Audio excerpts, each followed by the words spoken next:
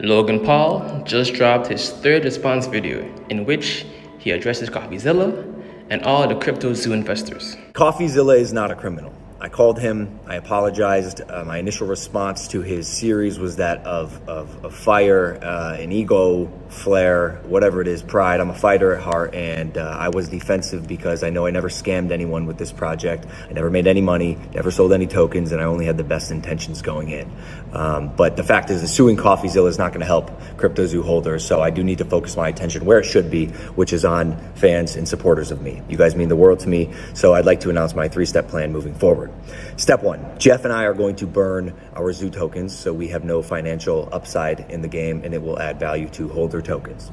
Step 2, we want to offer a rewards program for players who are disappointed in the status of the game. So essentially you're gonna be able to burn your base egg or your base animal for the mint price, which was 0.1 ETH or the equivalent in BNB. I am personally committing 1,000 ETH to this, which is about $1.3 million right now for players who want to get out. And then step 3, obviously finish and deliver the game as outlined in the white paper by completing the egg bridge from ETH to BSC for base animals and base eggs, completing the marketplace, and obviously completing the releasing your animals into the wild to accrue your yield function.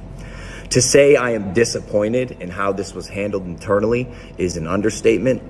There's a full internal investigation going on along with an audit, and we are going to pursue full legal action for whomever needs to be held accountable. If any money is recovered in the process, it'll go right to the community. My sole obligation is to my supporters, and I know this video is long overdue. Here it is. I'm sorry, guys. I apologize. You know, there's a fine line between just simply forgiving someone for their mistakes in the past and holding it against them. You know, you always question this for yourself, right? When you're watching influencers, celebrities, actors, rappers, whatever. They do something bad, right? But it's like, okay, they apologize. And then maybe they show steps to reconcile with their audience or whomever they've wronged. But then how long do you hold it against them? You know what I'm saying? There's a fine line between accountability and then just dragging the situation on.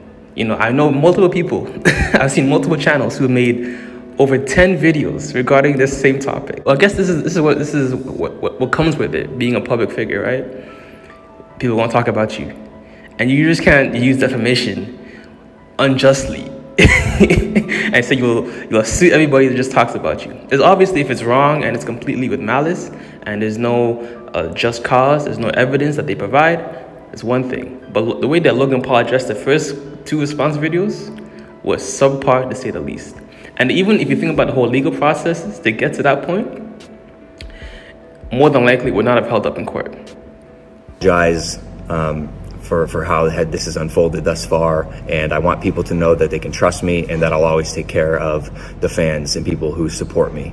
I appreciate your guys' patience while we do our internal investigation, and I promise to be transparent and disclose any information we find out in the process. And lastly, thank you, CoffeeZilla. You have catalyzed this, and I am very grateful for your work and your investigation, and I mean that. Thank you, bro. This is why I believe there is a space, this is why there's a niche for quote-unquote exposing scammers or exposing fraudulent activities, right? There is a place for it. Obviously, there's some people that take it too far and just simply clout chase and nitpick at the smallest thing that influencers do. But whenever there is a trend of shady activity going on, just know that we're in a place in the internet now where people will call you out, obviously to make money, but also to hold you accountable so you don't just do whatever, right? Because it's one thing to have the court of law, but we also low-key now, in a way, have internet police watching over anything you do, basically, right? So you can't just promote some shit or some type of sponsor, not vet it, have a bad outcome for the people who buy it, and not expect outcry. You know what I'm saying? But as always, if it doesn't feed you, don't water it.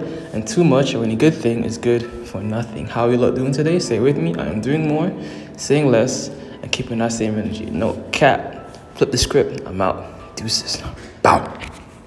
Can you tell somebody I wanna meet your mother.